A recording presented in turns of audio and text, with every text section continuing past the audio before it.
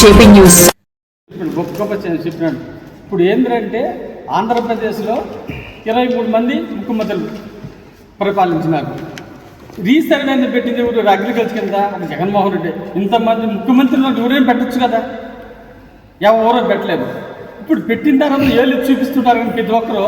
ఇప్పుడు వచ్చిన గవర్నమెంట్ ఏం చేస్తున్నది, ఆ యొక్క అప్పుడైనా తెల్లబాబు ఏదో ఏదో వేసినారు, బొమ్మ వేసినారు, ఓటు మార్చి నలుపులో ఇస్తున్నారు అంతే.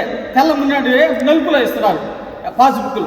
ఆ పాస్బుక్లు దాన్ని మార్చింది కానీ ఇంకోటి చేస్తే ఏమీ లేదు. తప్పులైతే ఎప్పుడు తప్పులు అట్నే ఉన్నాయి. ఒక్కటి కూడా మార్గలేదు. ఎన్ని పెట్టి మాటలేదు, ఏడైనా పోయి అడగండి రెవెన్యూ ఆఫీస్కి పోతారని. సరేనా? ఏంటంటే పింఛన్లు ఇస్తానంటున్నారు.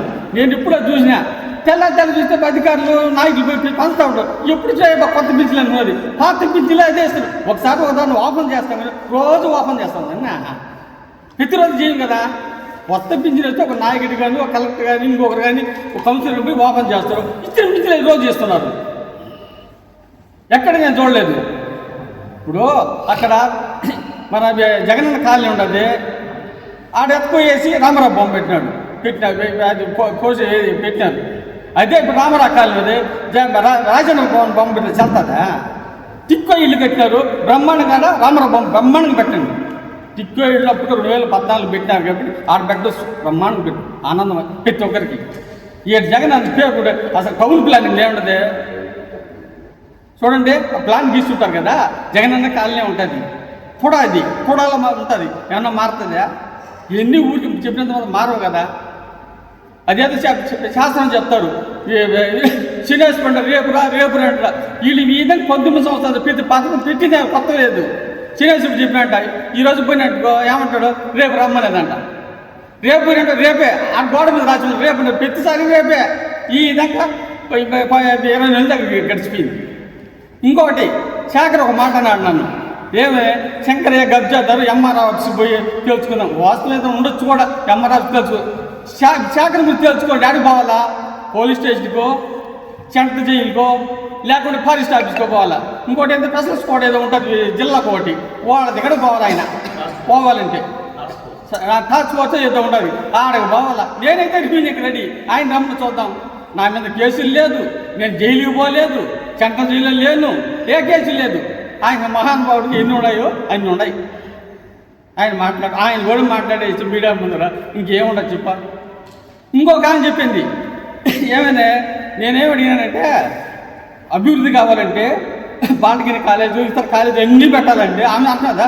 ఒక ఆయన మాట్లాడు, ఆమె చెప్తుందా అన్ని ఫ్యాక్టరీలు పెట్టించేస్తారంట.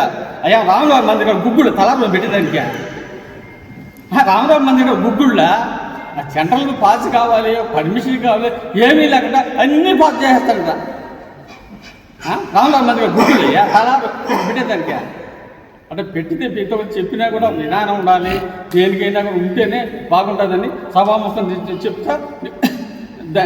ధన్యవాదాలు చెప్పి సెలవు తీసుకుంటున్నాను.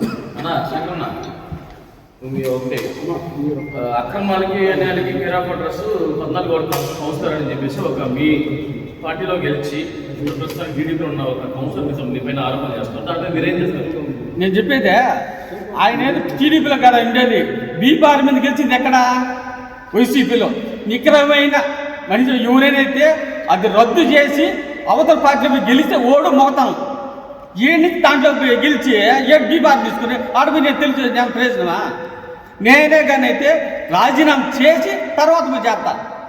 అది ఎవడైనా ఏడు బీపారం తీసుకొని వైసీపీ తెలుగుదేశంలో పోయి నేను వైసీపీ కాంగ్రెస్ తెలుగుదేశం రకరకాల ప్రయోజనం ఏమన్నదా? ఆయన చేసిన ఆరోపణ పైన మీరు ఏమంటారు? అదే చెప్పాను కదా.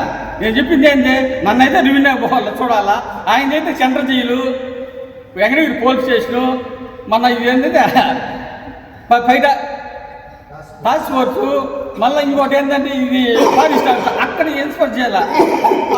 ఇదంటే ఏం కొండలు అయితే పార్క్ కొండల ఆ కొండలే పోవాలి. ఆయన గురించి చెప్తే తెలుసుకోవాలంటే నన్నైతే రెవెన్యూ అదైతే వాస్తవం జరుగుకుండా. నన్ను వచ్చి మాత్రం రెవెన్యూ నాకు అనుభవం ఉంది, 30 సంవత్సరాలు నాకు తెలుసు, 55 రూల్స్ కూర్చొచ్చి నాకు తెలుసు. అదైతే మాత్రం ఒక రకంగా ఆయన గురించి తెలుసుకోవాలంటే అక్కడ పోవాలా, సెంట్రల్ జైలుకి పోవాలా. ఆడ కానీ ఆయన అడిగితే వాళ్ళు చెప్పేస్తారు. కాకపోతే ఇక్కడ చెప్తారు వాళ్ళకంటే కరెక్ట్గా చెప్పచ్చు ఆయన చరిత్ర. నా చరిత్ర అయితే రివ్యూ వాళ్ళు చెప్తారు, ఆయన చరిత్ర అయితే ఆ 4 దగ్గర పోవాలి. అది కాబట్టి కానీ ఎంత ఎక్కువ మాట్లాడేకుంది అతని వాళ్ళు మాట్లాడడం మన నోరుగా చెడుకున్నట్టు లెక్క.